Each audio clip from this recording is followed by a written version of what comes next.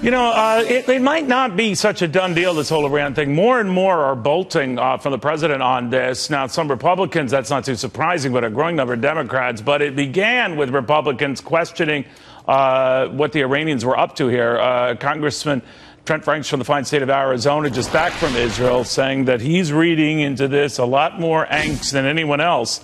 Congressman, what kind of reaction did you get in Israel, and what's the fallout, you think? Well, we went to Israel and to Egypt, and of course the Saudis were in my office here about 2 weeks ago, and the president has suggested that Israel is the only one that is upset with this deal in the Middle East, and that is blatantly false. Both Egypt and Saudi are privately, at least privately, saying that this is a very dangerous deal for them. Of course, the Israelis are, in my judgment, more fearful than they have been in my lifetime. They understand that this deal puts Iran on trajectory to become a nuclear-armed nation. They know that if it's not interdicted somehow, either by Congress or the next president, that this changes the entire course of human history.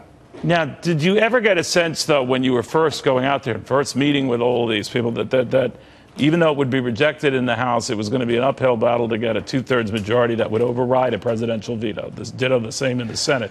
That used to be the fear, that you'd reject it, but that it would never go far enough to topple what the president wants to do. Has that changed in your view?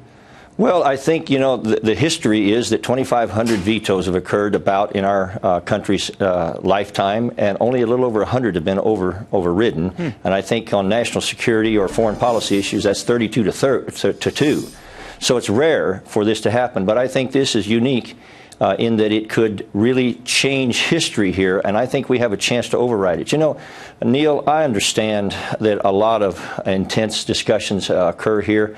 Mike Huckabee took an awful lot of flack for the way he phrased this deal, but the reality is, unlike our friends on the left— You're talking about the oven remark.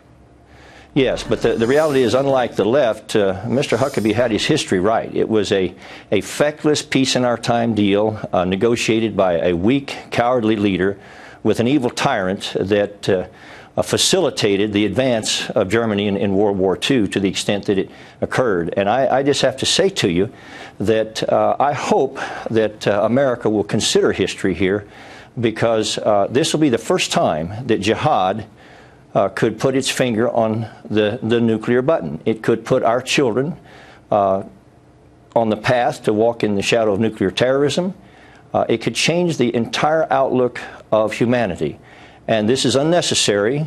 Right. The Congress still has the capability of rejecting this. I hope they do. I promise you some of us will do our very, very best. Trent Franks, thank you very, very much. That vote would probably come up sometime next month.